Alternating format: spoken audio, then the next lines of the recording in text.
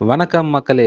இன்னைக்கு நம்ம என்ன பார்க்க போறோம்னா, என்னோட நண்பர் குத்தூசி மருத்துவர் டாக்டர் வீரமணி அவர்கள் டெல்லி வரை சென்று அவார்டு வாங்கிட்டு வந்திருக்கார். அவர் என்ன அவார்டு வாங்கிட்டு வந்தார், யார் அவர் கொடுத்தாங்க, எதை வச்சு அவர் கொடுத்தாங்க, இந்த விஷயத்தை பற்றி நம்ம இன்னைக்கு டீட்டெயிலாக பார்க்கோம். இந்த அவார்டு வந்து டெல்லியில் போய் வாங்கிட்டு வந்திருக்காரு. இது மேலும் நம்ம பாராட்ட வேண்டிய ஒரு விஷயமா இருக்குது.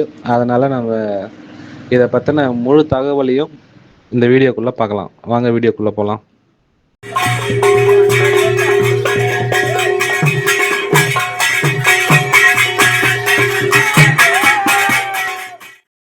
மருத்துவர் வீரமணி அவர்கள் என்ன அவார்டு வாங்கியிருக்கார் அப்படின்னு பார்த்தீங்கன்னாக்கா, Baba Sahib doctor Ambedkar national fellowship award 2024.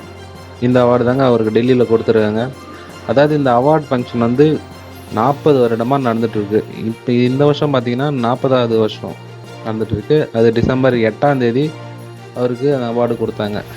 இந்த அவார்ட் ஃபங்க்ஷன் யார் நடத்துகிறாங்க அப்படின்னு பார்த்தீங்கன்னாக்கா, டெல்லியில் இருக்கிற பாரதிய தலித் சாகித்ய அகாடமி அப்படின்ற ஒரு அகாடமி வந்து இந்த ஃபங்க்ஷனை இந்த அவார்டு கொடுக்குறாங்க. இது கடந்த 40 வருஷமாக கொடுத்துட்ருக்காங்க. இந்த வருஷம் கொடுக்கறது 40வது அவார்டு.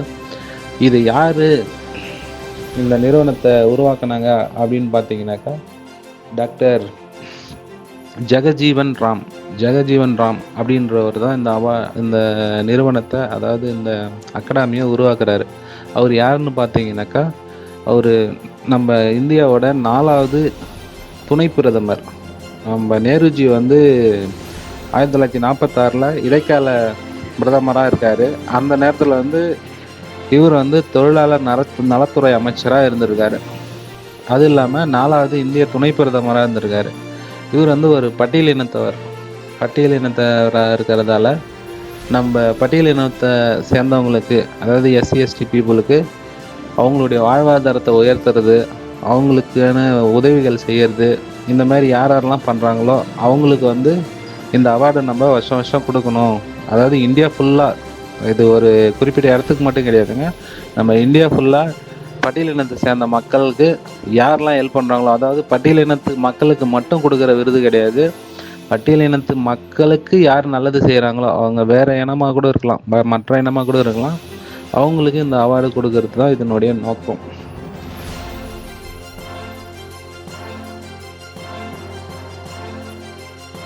நமது நண்பர் வீரமணி அவர்களுக்கு இந்த அவார்டு எதுக்காக கொடுத்தாங்க அப்படின்னு பார்த்தீங்கன்னாக்கா, அவருடைய கிளினிக்கு ஒரு நபர் ட்ரீட்மெண்ட் பண்ணுறதுக்காக வராரு.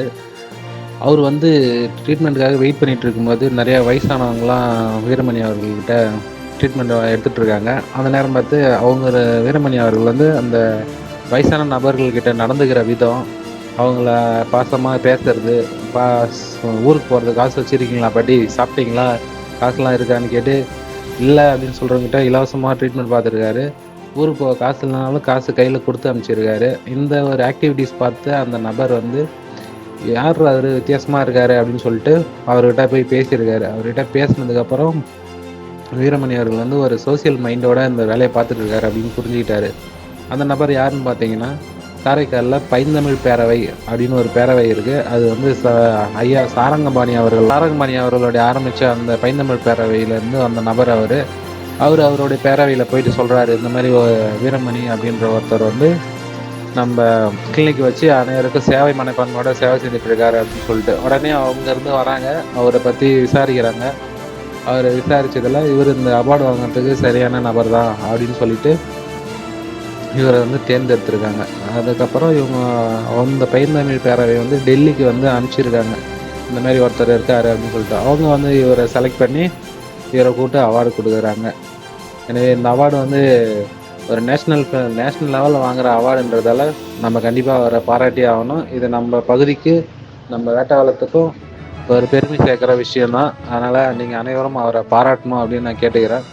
நம்ம ஒருத்தவங்களை பாராட்டினா தான் இவரை மாதிரி அடுத்தவங்க வரவங்க வந்து இந்த மாதிரி அவார்டெலாம் வாங்கணும் அப்படின்ற ஒரு எண்ணமும் வரும். சேவைங்கிறது தனியாக சேவை செய்யணும் அப்படின்ற அவசியம் இல்லை. நம்ம எந்த வேலை செஞ்சிட்ருக்கோமோ அந்த வேலையிலே நம்மளால் என்ன முடியுமோ அந்த சேவை செஞ்சுட்டு இருந்தால் அதுக்கான அங்கீகாரம் நமக்கு கண்டிப்பாக கிடைக்கும். அப்படிங்கிறதுக்கு நமது நண்பர் வீரமணி அவர்கள் ஒரு சிறந்த எடுத்துக்காட்டுன்னு நான் நினைக்கிறேன். அதனால் சேவை தனியாக செய்யணும் அப்படின்னு அவசியம் இல்லை. நம்ம செய்கிற வேலையை நம்ம சேவை மனப்போடு செஞ்சால் போதும், அதுக்கான அங்கீகாரம் நமக்கு கண்டிப்பாக இருந்தாலும் ஒரு நாள் கிடைக்கும். அப்படிங்கிறத சொல்லி இந்த வீடியோ முடிச்சுக்கிறேன். நன்றி, வணக்கம்.